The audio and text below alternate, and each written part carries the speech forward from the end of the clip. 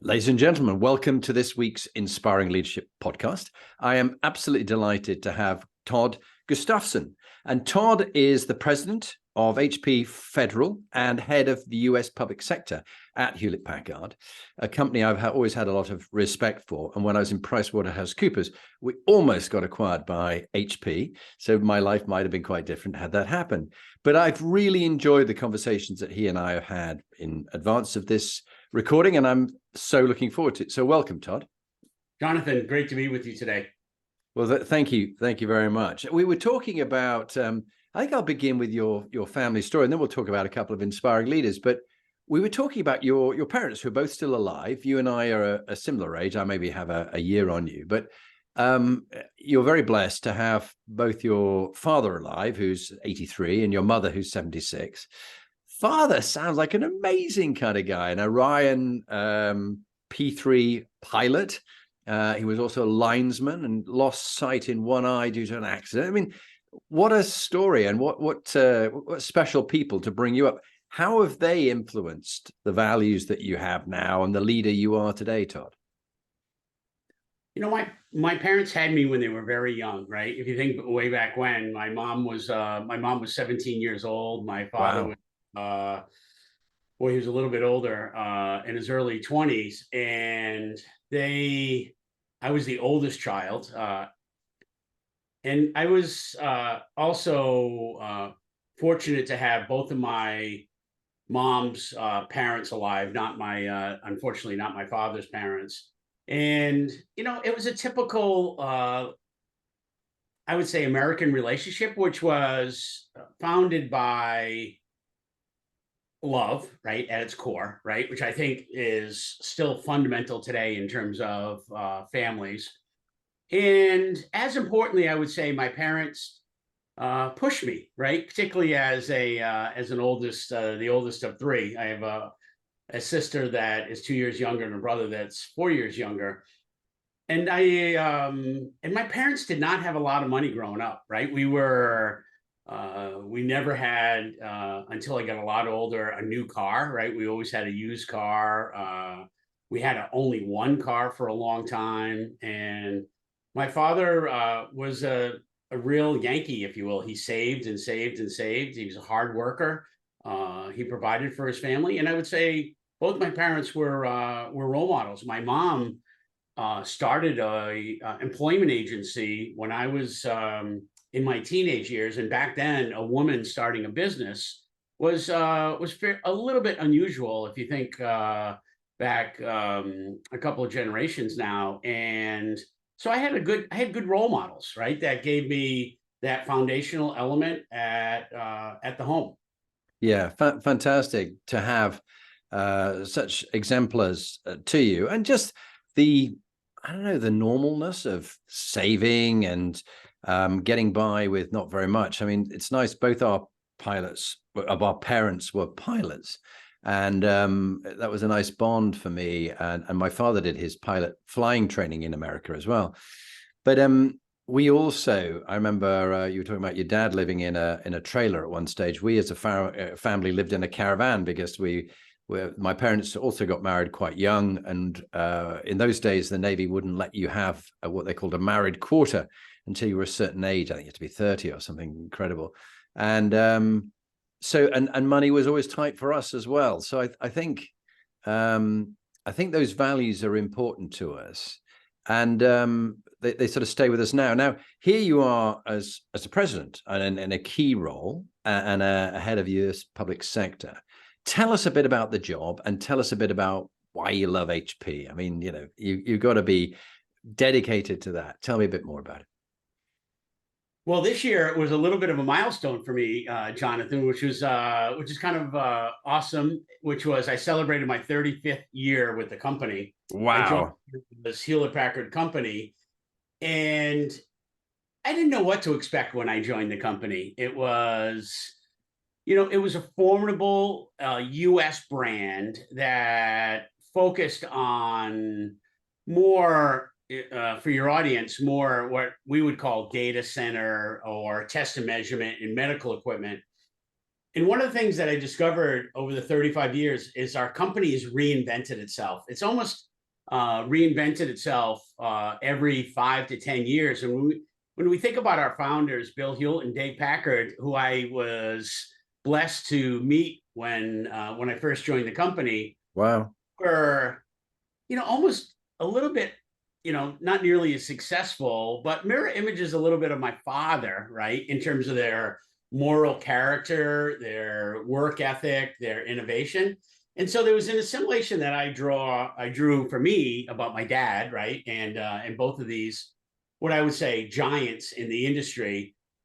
And there's really not a lot of companies, Jonathan, technology companies, other than IBM, another esteemed brand, that have been around for over 80 years in technology, right?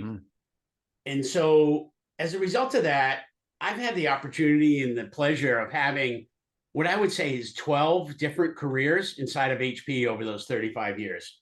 I've never had to stay in a job, and I've always been encouraged to take risks, seek new opportunities. And so when I had the opportunity to start to lead public sector in the US, we have basically three distinct markets: our consumer market, our what we call a commercial market, and our public market. And so we get to do so many great things with customers and their missions, whether it's helping schools with digital education for their students, particularly underprivileged children, that technology is an enabler for them to change their life trajectory, or it's working with our military or some of our civilian agencies. We get to do really great stuff with a lot of really great people. And I would say it's a little bit more for me than a job, right? It's a little bit rewarding for me to be able to have that impact with the technology that we provide.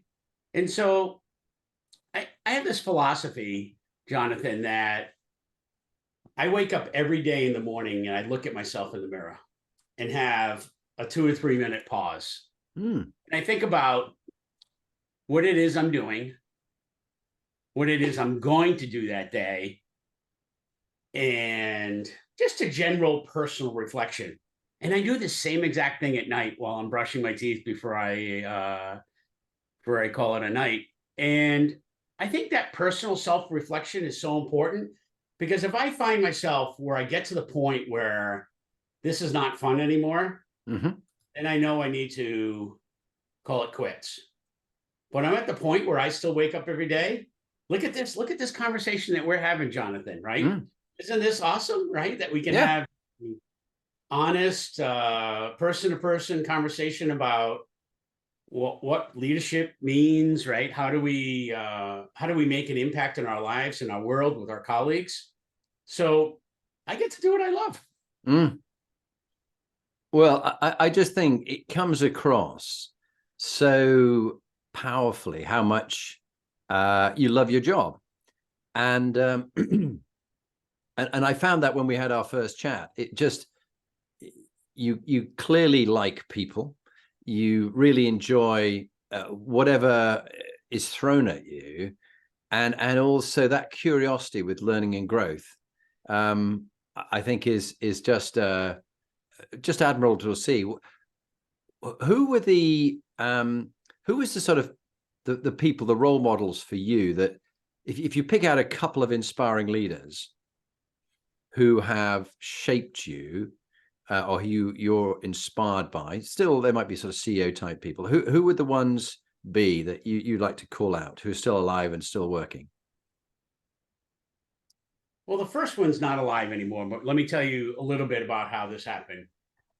Boy Scouts started in the UK, as you may know, and in my community in the state of Rhode Island, where I grew up, Scouting was a popular activity for young boys, and my parents encouraged me to join Scouts. And I love Scouting. I love the outdoors. I love fishing and hiking and sitting by a campfire, and the camaraderie with other young boys my age, in terms of participating in all of these activities, and archery and riflery and leather making and all these great kind of things. And we had the opportunity to go to a camp in Rhode Island called Camp Yagu. And Hmm. this was a Boy Scout camp that's been around for a long time. I'm actually on the board of trustees for the Rhode Island Scouts, and I discovered that I loved even little bits of leadership, right? Demonstrating that opportunity to have an influence.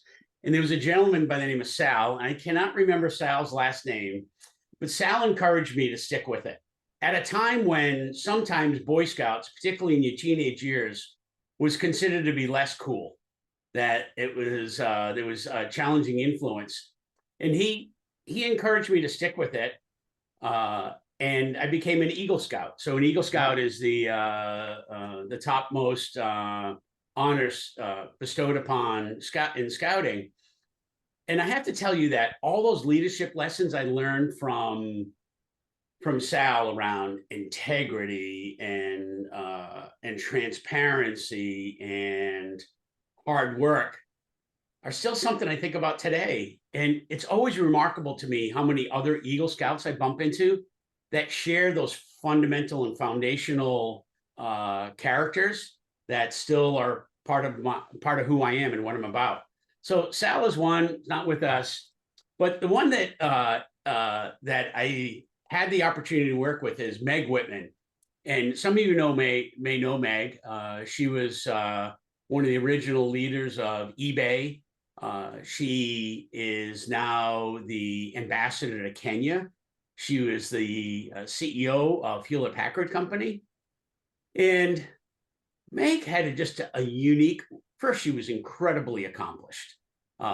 She was very well educated at Princeton, and she she inspired you to do your best. And she set high expectations. And what I would say is she gave you the room and the rope to be successful. Mm. But with that room and rope came high expectations. And if you delivered against those expectations, you continue to get more room and rope. And so she had an expression, Jonathan, that I loved, which was run to the fire. Oh, yeah. And I don't know if that was her expression or somebody else's expression that she picked up, but it still sticks with me today, which is too many people kind of look the other way when there's an issue. Think about it, whether it's in life, right? There's something happening in our community or something happening at work. And how many people are observers and how many people are doers or will run to the fire? And I always found that running to the fire matters, right? It's a core of leadership.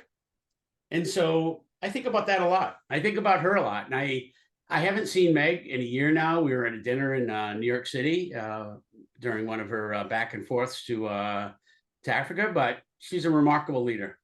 Well, we need to get her on as your guest. Let's see if you can track her down, Okay. because I think she's got a fabulous story to share. And I do love the comment about run to the fire.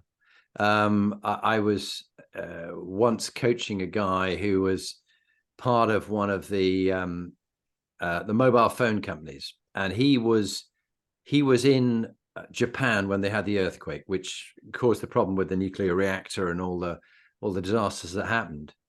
And he literally believed in that, running to the fire. So when everybody else was streaming away from the earthquake, he was driving towards it because he was going to go and sort out some of the critical problems to keep communications for the emergency services going. And of course, with my military background, it's very much the same. And then I was brought up as a young man. Do you ever remember Red Adair, who capped oil wells? So there was this guy, he was a real hard-nosed Texan. And whenever there was a oil fire around the world, they'd call for Red Adair. And Red would go in there and he would come, and he was covered in oil and, half burnt. And he'd put a big cap on it and then screw this thing on, and he'd stop the fire and stop the loss of oil and all the pollution that goes on. The other thing I thought of, I love your story of standing in front of the mirror and looking at yourself in the mirror and say, look, how are you going to show up today? What have you got to do today? And there's a poem, which I'd love you to get and stick by your mirror. It's by Dale Wimbrough, and it's called The Man in the Mirror. The Man in the Mirror. It's a sort of Yorkshire English kind of story about about looking at the man in the mirror and whether you can live up to the qualities that you espouse. But yeah, The Man in the Mirror by Dale Wimbrough, written some years ago, but get it and stick it by your mirror, and it'll just remind you to be true to yourself. That's fantastic. And if you were to pick another person that you would like to have as your guest that you think is really inspiring, Todd, who might you pick? There was a gentleman by the name of Jim Zaffarana. And Jim and I worked together for directly 10 years, indirectly for 25. Jim lives in Fort Collins, Colorado. Jim has 7 or 8 children with his wife, Linda. And he is the poster child for an amazing father.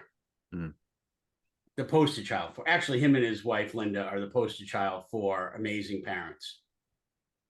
And as you might imagine, there's 2 sides to Jim, the family side and the work side. And Jim has retired from HP. And the family side, as you might imagine, with a big family, it has its ups and its downs. And he had some challenging times with his children from a health perspective. And I always admired how he prioritized life over work. And sometimes some of us can get that compass headed in the wrong direction, or it's pointing in the wrong direction. We lose sight of what our North Star is. And I'll digress by telling you just a story, and then I'll get back to Jim if I can. My father and I every year drive, we will this weekend, as a matter of fact, to Pawtucket, Rhode Island. And both my grandmother and grandfather are buried in Pawtucket. And it was about maybe at this point 10 years ago, Jonathan, that I picked up my dad. It was a cold day, cold December day, and we drove to Rhode Island with 2 wreaths, one wreath to put on our grandparents' gravestone. And we went there, and it was snowing, actually. It was cold. I wasn't dressed appropriately. And we put the wreath in, and we paid our respects.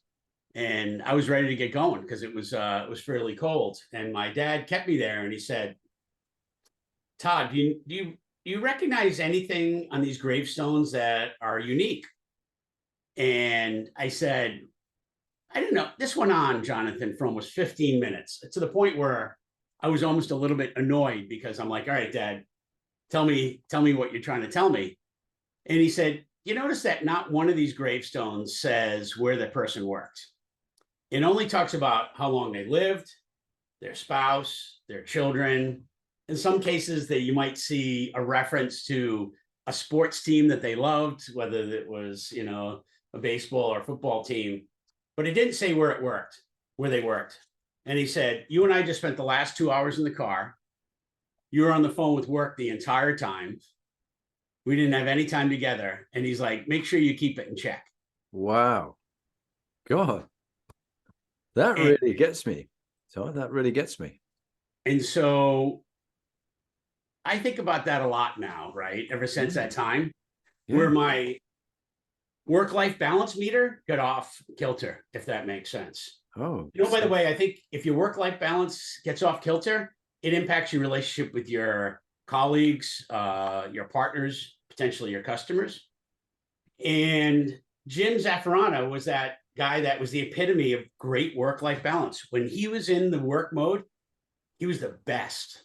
He had humor and integrity and hard work and creativity and fun at work. And then when he was at home, he was all in with the family. Yeah. And so those are, there's so many, of our people we bump into every day. But life's not easy, right? No one gives us the easy pass on life. Anyone who thinks that is not living in reality. And Jim was, I'm fortunate to talk to Jim. We talk at least once a month. He's been retired for HP for almost 5 years. And one of the things that we did, which was the most fun that I can tell you about, I'm not sure your audience will find it, but I recollect. We were in a business that is measured in a lot of ways on revenue and profitability, but also market share. And we're in one business where our market share was fairly challenged, and we had a major competitor that was almost 3 times the size of us. And Jim and I made a pact that in 4 years, we're going to pass those other folks. We're going to find a way. And this was the days when we were in an office, and we created a large E-size print of a mountain, and we put where we wanted to get to, and every quarter we would measure where we're at. And he had one behind his desk, I had one behind my desk, so it was a constant reminder of where we're going to go. And we basically flipped our roles in the industry in terms of being the laggard to the leader, and vice versa with our competitor. And it was one of the and we had so much fun getting there. And there was an AC/DC song, if you know AC/DC. I remember AC/DC well. And we started, there's a song called "It's a Long Way to the Top." And whenever I need to get picked up and I turn on my iTunes, that's my motivational song. It's a long way to the top. And so that's what inspired me about Jim. That is so lovely. I'm just making a note of that. It's a long way to the top, AC/DC. And actually, it really moved me. I had a bit of a tear in my eye as you were telling the story about the graveside.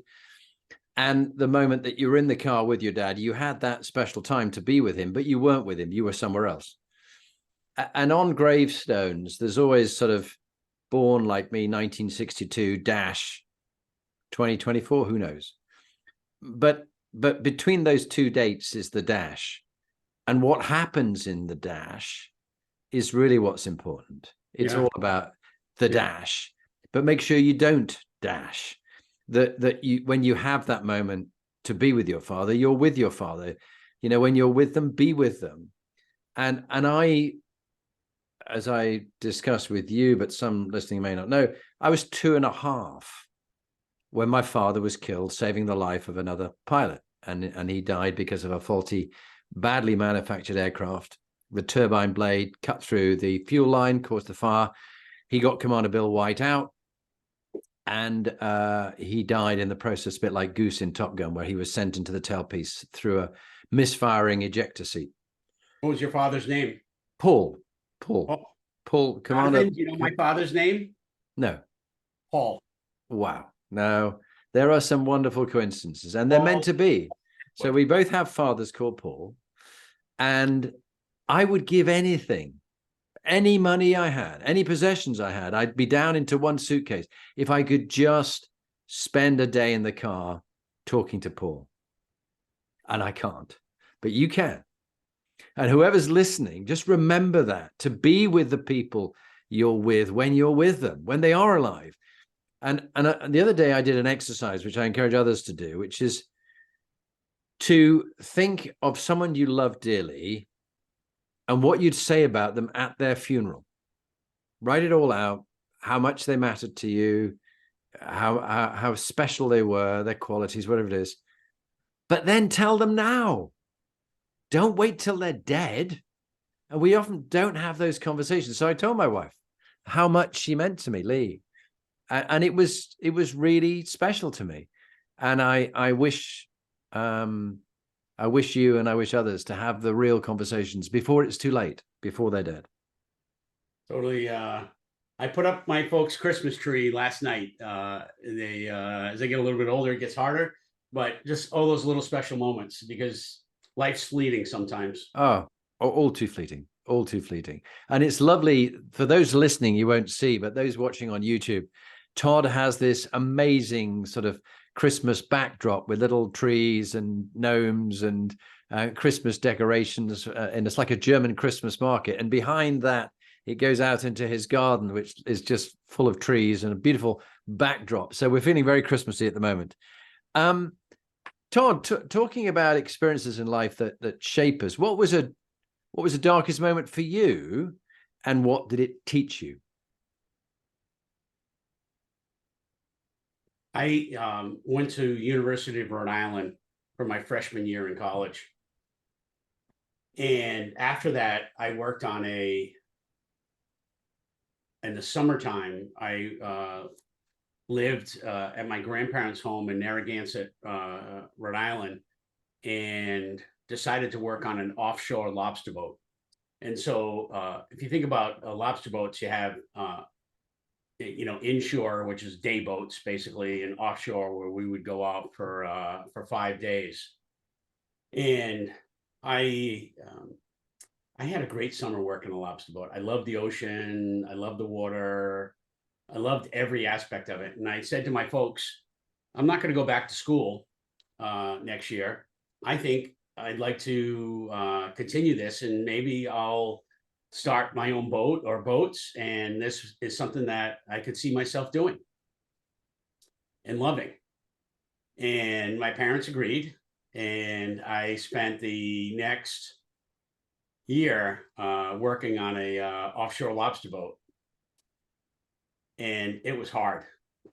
And it was cold. And there's nothing like working virtually every 2 hours for 4 days in a row, being wet and being cold and in the dark. Nothing teaches character. Until the point where I had an accident where I was dragged overboard in March, which was still the winter in my neck of the woods. And it caused me to rethink as I was, my waders were filling up with water, what I was going to go do. And at that point, I decided that I was not going to do this anymore. There was too many people. Unfortunately, in the industry, there was things that were just anti-Todd: drugs, alcohol, unsavory individuals in some cases. So it didn't meet my moral compass, if that makes sense. And I went back to school, and I went back to school with a renewed vigor and I changed schools to a university called Bryant University that I still do a lot with today. And it just kind of changed what happened in my life. So sometimes it's important to have those life experiences and so it gave me a second chance at doing something different. And it's been a fun ride since then. Well, it's a lovely segue, and what a story. But a lovely segue to, we did some research, my wife and I, about what makes high-performing leaders and teams. And we came up with these 8 principles of the Inspiring Leadership Compass, which you can see on our website, jonathanperks.com. But MQ is the true north, the moral north compass. And you talked about integrity, and there were things going on there with the drugs and unsavory behavior and the alcohol that you didn't fit with you. So I'm interested in your lesson and your advice to those listening about what did you learn when you let your strong values slip, and how did you bring yourself back? I'm not sure if I ever let them slip, but I looked the other way when I shouldn't have looked the other way. Yeah. Is the way I would potentially characterize it. And I'm a less than perfect individual. But what I would say is there are some things that are core to me that matter. And I know I've mentioned this word a couple of times because I think it's so important, particularly whether you're a parent, right? You're a son or whatever you might be. Is honesty, integrity are just core of what you do. And if you can do that, all good things come from that, right? And if anything bad comes from that, at least you can say, I did it the right way, right? And I can live with that. So that would be my impression, Jonathan, Yeah. right? Yeah. And at HP, not that I want to bring up HP too much necessarily, but we use this expression, which is the front page of the Wall Street Journal. Yeah. And what you do and how you do it and what you say was on the front page of the journal. What would others think? Yeah. And I think about that as a acid test, if you will, on a lot of things that I might do or our teams might do. And I think having that visual representation of how you do things helps people make the right decision. I think that's such a good one. And I have another build on that, which is that they're making a video which can also hear your thoughts. And they have a cinema and they invite all your friends and family to the cinema and they put on your video of some of those moments when no one else was around. Yeah. But you behaved in certain ways and had certain thoughts. Would you be happy with that? And it's, you know, I know looking back over my life, there's moments when I'm embarrassed about what I've done or what I said or thought or been very judgmental. And now I work not so hard. It's something that comes more authentically now because I choose not to be in that certain way, or certainly putting myself in any situations where I would be tempted by situations where I don't think my integrity, my father, my long dead father and my mother and my wife and my children will be proud to see how I behaved. I think it is really important. Sometimes, Jonathan, I would also just add on to that, which is, you know, sometimes people think that the shortest and best path between A and B is a straight line. It's not always that way, right? And sometimes you have to you have to zigzag in order to achieve your goals, and the straight line is not always the best way. Yeah, that's great advice as well for our children. I had a lovely conversation with one of my daughters the other day. She's now almost 30. And it was lovely to be able to listen a lot, get her to talk and get her to work things out, but also put things in context, because quite often they get quite wrapped up in their life and their career and their life choices. But a bit back to you with your dad in the car and what really matters. It is family at the end of the day. And people don't start talking about different roles that you had in Hewlett Packard or in my time when I was in IBM or in the Army. They do talk about your qualities as a person and what you meant to them as a family member. Taking yourself back to when you were just leaving school, age 16 to 18, if you were to meet the young Todd, what advice would you give yourself, which is very relevant to people at this stage now, about one thing that matters and one thing that really is not at all important? I would say maybe there's two things, which is one, and all of us can interpret this differently. I looked at university as more a fun time than a growth time. And I wish I had done that just a little bit more balanced, which was have fun, but also use it as growth. And in parallel with that, Jonathan, I would also say that in my time I graduated university till I was married at 30, I did the same, a little bit the same thing, right? I worked at HP, but we had fun. It was more, a little bit less mature in hindsight than I would have been. And I wish I had managed my career better than in those 8 years out of university in hindsight. And it's interesting that without me in any way, we have 3 children, 26, 24, and 22. In no way, I don't think I did any coaching on this topic, but I look at our children and they're not serious, but they take their careers a little bit more serious right now in their early formidable days. And so they've either overheard me or learned it in their own learnings. But I would tell you, when I think about, if I pivot just for a second here, Jonathan, for our children, the most important thing that matters to my wife and I is unconditional love, as you might expect, and education. Yeah. And we tried to give our children the best possible education without forcing it down their throats, if you will, right? Painting the picture as opposed to telling them the picture, right?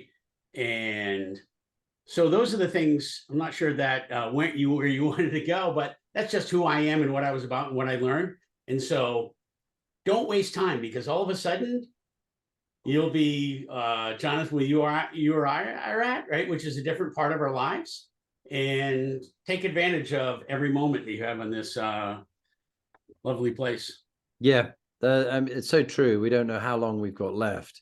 And I think as I studied the Stoics, I'm a Stoic philosopher, just amateur, but it's this important thing about having a good life and a good death, and to prepare for your death during your life. And so it's not such a big surprise. I've seen too many people die, and my middle brother David suddenly died a couple of years ago within 10 weeks of metastatic cancer.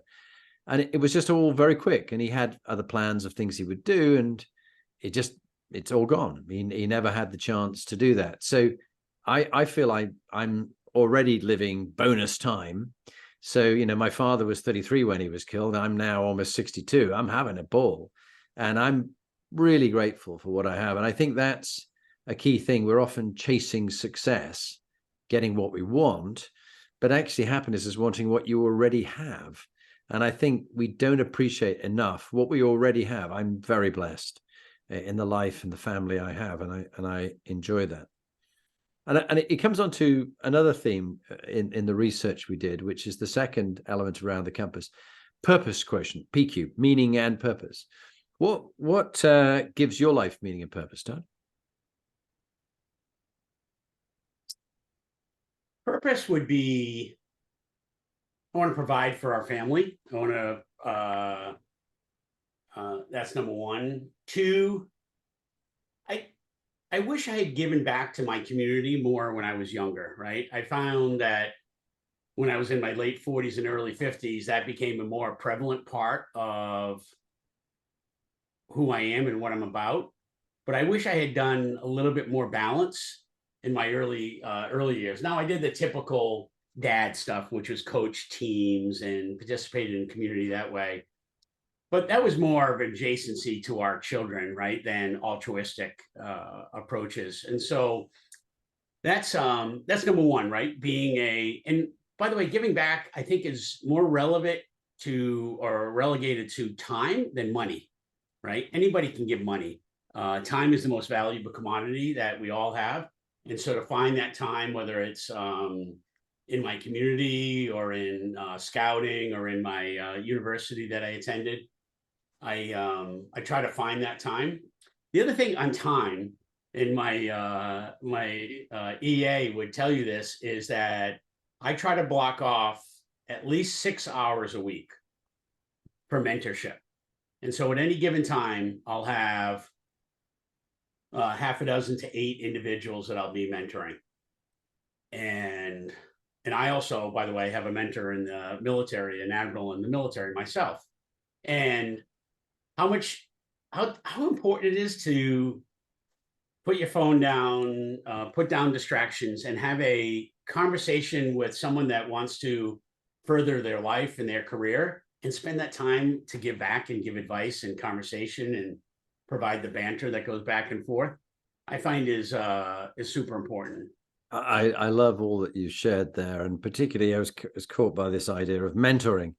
And I've always throughout my life looked for good mentors. Perhaps it's sort of trying to replace the missing father, but I had people like General Lord Dannett as a commanding officer and very much a mentor for me, but also John Griffin and John Stokoe, who were great role models to me. And I would ask their advice in my career as I was going along and just how to approach things. But it was lovely, the scouting connection. I was a chief scout in those days. I don't think we had Eagles in the UK, but scouting had a huge positive impact on me with values and the way we show up.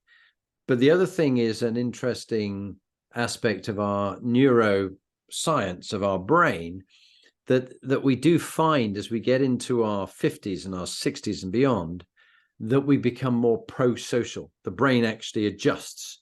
And it's not surprising that you look back and you wondered why, when you were younger, you didn't do more for your community. When it waited till it's a certain stage of your life in your 50s that you did more of that. That's quite normal. It's when you start to realize that this isn't forever, and it's time to give back. It's time to mentor. And one of the things why I want to grow old disgracefully and have my health span match my lifespan, rather than sadly seeing my late mother-in-law, whose health span ended long before her lifespan. And so therefore the last years of her life were pretty painful with heart disease, lung disease, cancer, Alzheimer's, is so that I can mentor and coach. I mean, I want to be doing this kind of work and podcasting when I'm in my 70s, and who knows when I'm in my 80s. The oldest old chap giving his podcast going, because it's about giving back, and that's why I want health. But let's switch on to the third one, which is the health quotient. You are wearing a black ring, which is an Aura ring. We're not doing an advert for Aura, but there you are. You're wearing your Aura ring, which I used to have for about 3 years.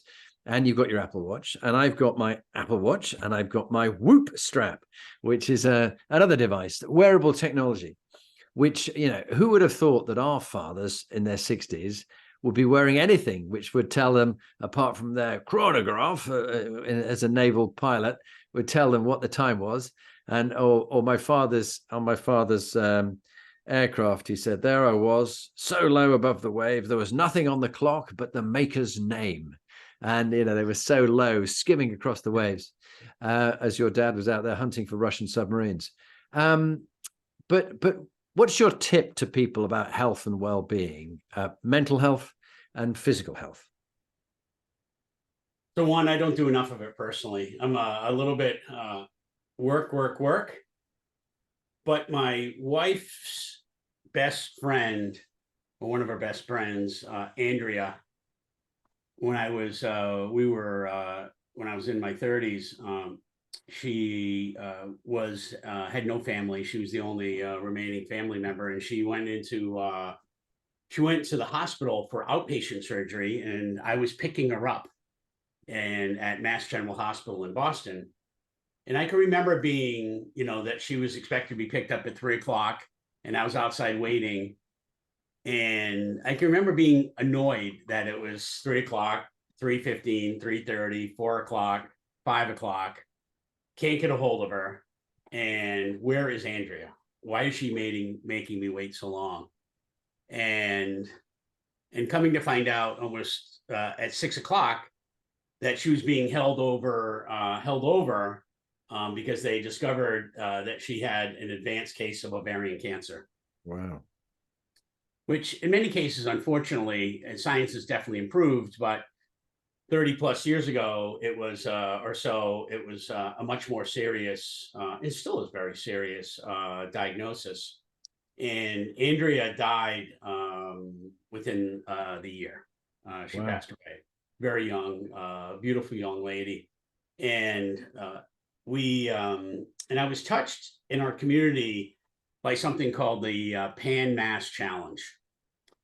And this was a organization that started a number of years ago to raise money for the Dana-Farber Cancer Institute in Massachusetts, and which is a leading cancer research in the world. And every year they do a 200-mile bike ride or race, depending upon who is participating in this. And so now, 16 years ago, I decided to be part of that. An interesting part of it is that you have to raise a minimum. Like this year, it was $6,700, and you have to put your credit card down on it. And if you don't raise the $6,700, they bill you. And this year, the organization, in 2 days, 200-mile ride from Sturbridge, Massachusetts to the tip of Cape Cod, Massachusetts, and a town called Provincetown. And they raised $72 million this year. Wow. Which is a big number. And what that came for me is, and the reason I'm telling you this long story, one, I've been able to raise over $125,000 over the years, which I'm proud of with family. And our son, Jack, started riding with me 6 years ago. And I was so proud to have our daughter tell me only just a few weeks ago, Dad, I'm going to ride this year too. Wow. They're in their 20s. And so part of the reason I tell you that story is sometimes exercise is good. I love that, in fact, that my wife goes out for 2 hours every day for a walk, rain, snow, sunshine. But But I like the fact of having a goal to achieve, Jonathan, and having that alignment in terms of mission with helping others. So for me, that's where the connection exercise is. And then on the mental health side, I would say I'm a little bit less experienced there, because the way that I'm wired is glass half full. That's who I am. That's what I'm about, right? That's how I conduct myself. And so, but if you're not happy and you don't like what you're doing, particularly at work, life is way too short. You got to pivot. You got to go find something else. You got to go find a mentor or someone that can help you get through it. Because if you don't wake up every day happy and love what you do or love what you're going to go do, make a change. It's, again, way too short. Such sensible wisdom. And let's carry on that theme, Todd. We'll do quick fire because we've only got a few minutes left, but I just love your wisdom and experience. EQ next, emotional and social intelligence. What's your top tip that you use about listening well to other people? Because you are a good listener. What's the tip you'd give people? Take a breather when somebody asks you a question. Doesn't require an immediate nanosecond response. Think about your audience. Think about someone other than yourself. Be real. And that life balance between IQ and EQ is where the intersection of great things happen. And I would say that a little bit happens based upon life experiences, right? You become a little bit more mature in your approach. But I started early in my career, particularly as a leader, as a tell, as opposed to show. And I feel like my EQ got better when I pivoted to the show versus tell. Yeah, lovely.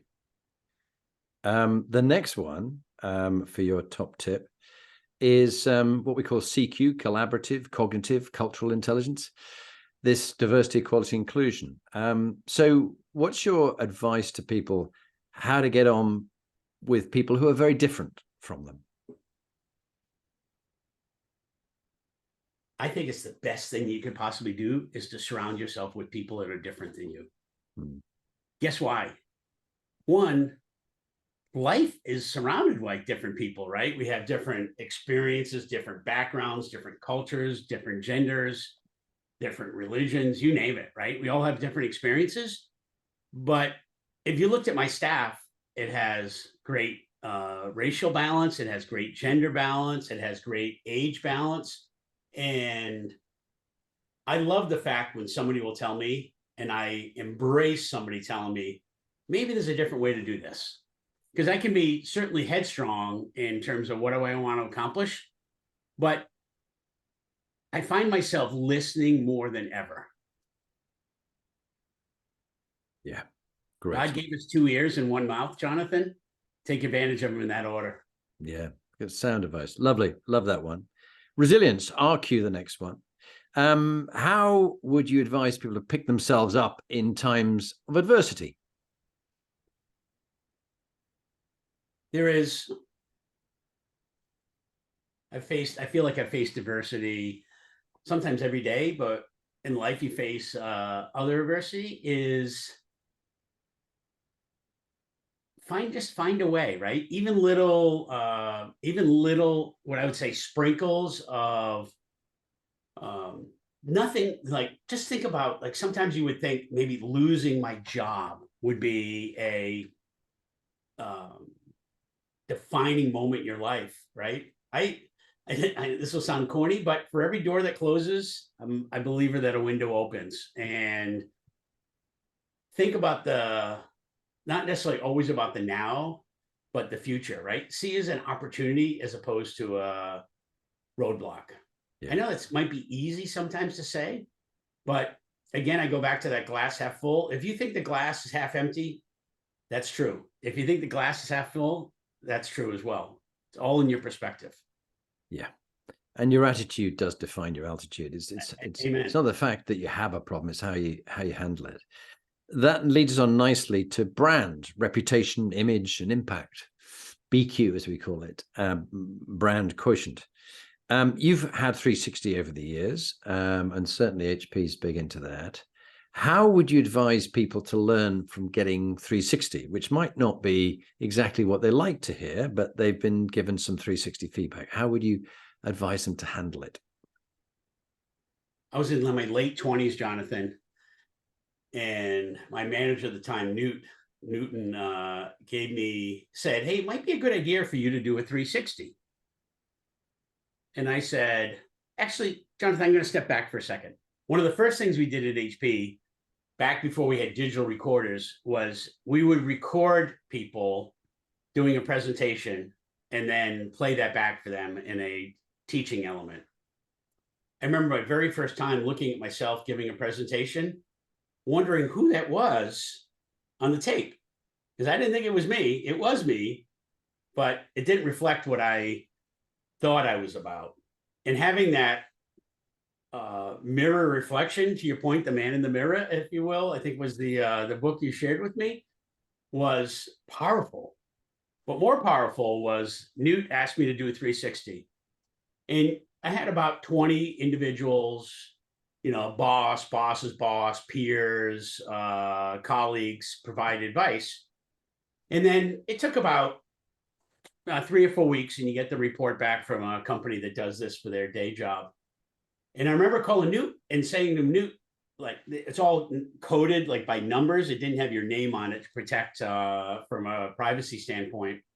I remember calling Newt saying, like, "Newt, I think you made a mistake. You gave me somebody else's 360.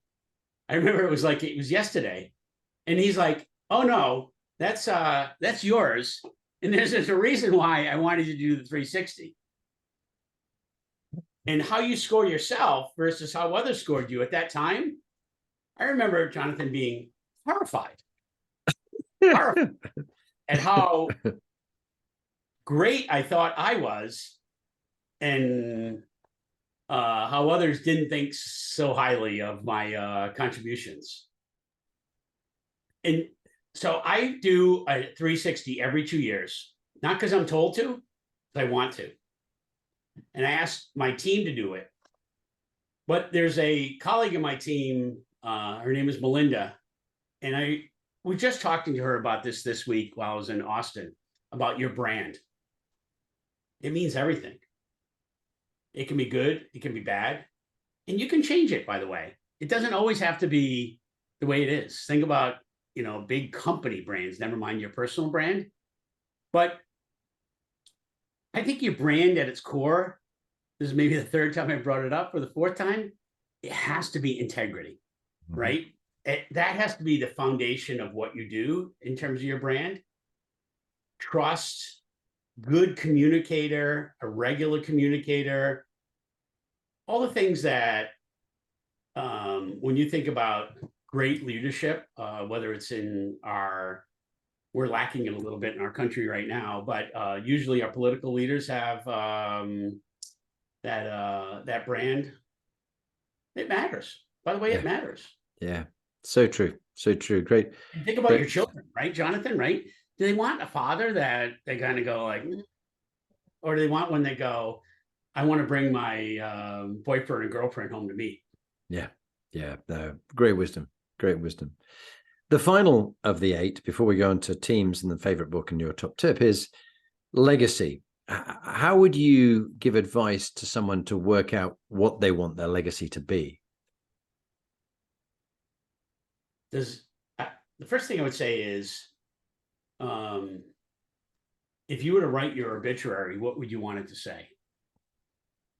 Now, as morbid as that sounds, I think it's an honest reflection of, would you be happy with it?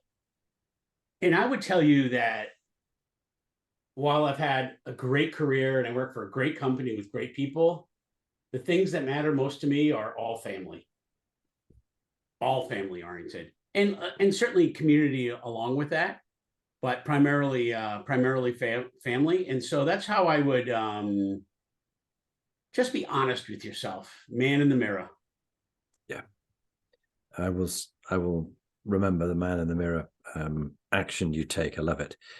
Executive teams, when you've had a team that's a little toxic that you've inherited or that you're working with, what's your advice if there's a single action that someone can take to turn around a toxic team?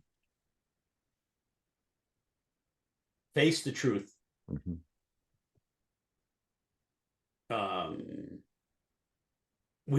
I use this expression, put the moose on the table. Yeah. I'm not sure if you've heard of that before. I have, yeah. American term, or I actually learned it from a Canadian. So perhaps it's a Canadian term. It's a Canadian term. It is, yeah. Put the moose on the table. Like, let's not kid ourselves, right? If we've got a toxic environment, let's talk about it. We are about to embark next Monday in our company on something we call annual review cycle, ARC. And I like to do it twice a year, even though the company asks us to do it just once a year. And it's a real ability that I spend a lot of time on in preparation for my team. I have 17 direct reports, and not only do I give them the written part of that feedback, but I spend a lot of time on the what and the how, what they've done and how they've done it. And that is, and if back to your toxicity, that's where I think you can start talking about the what and the how. And if success is at the cost of a lot of broken glass or a big wake behind you, then it's really not success. It likely will be very short-lived success. Yeah. Great advice, but 17 people, that's a lot. You clearly love people, really and I would challenge you that 17 is a lot. It is, but one of the things I did was I was talking to one of my members of the team, Tom, last night, and whenever I have a free moment, I'm in the car or something, I'll go and Tom and I talked about his daughter who's hoping to get into some university. She's a senior, and his son, Asher, who's playing lacrosse. I try to find those moments where the conversation isn't about work, Jonathan, right? It's about life and those kind of things. And I feel like that emotional connection makes it all worthwhile, right? Oh yeah. The right balance. And with you, clearly you really care about people. So you're not the kind of person that wants to just have 3 direct reports. You'll be mentoring a whole load more. So I know you're your own worst enemy. You'll give yourself an extra workload. Favorite book, I think you said, was The HP Way. Do you want to tell us why The HP Way is worth reading? Yeah, let me get it for you. Okay.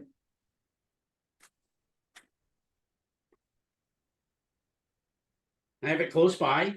And it's not because we were going to do this call. It's always in my office. And when you look at this picture, you have Bill Hewlett and Dave Packard that are on the cover of the book. And these were 2 young Stanford University engineers that had a dream. And they developed a product called the audio oscilloscope, that their very first customer and our very oldest customer to Walt Disney.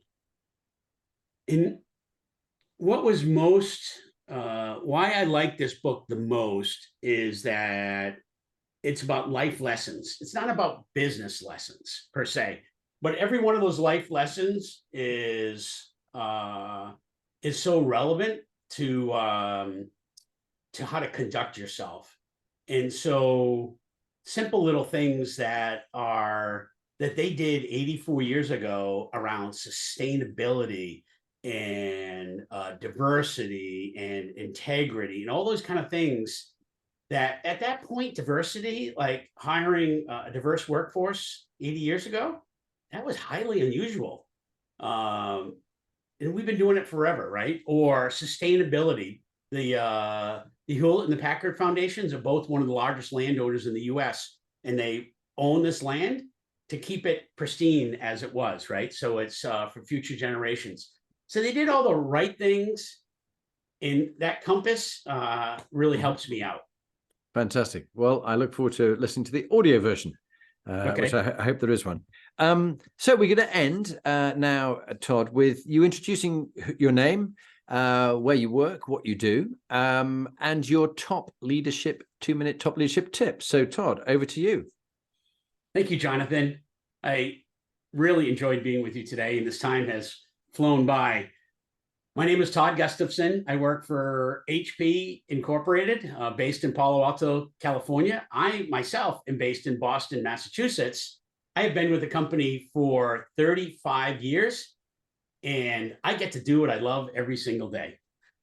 We get to work with the best customers and partners and colleagues in the world. And so it's, if you could see my face or hear the inflection of my voice, you can tell that it's a great gig, and it's been a great gig for a really long time. So my 2 bits of advice from a leadership standpoint is, let me start with, I think communication is incredibly important. And I would tell you that I don't think I'm an over communicator, but I communicate a lot. And I communicate in a number of different venues. I always, right? We're in a video environment world now.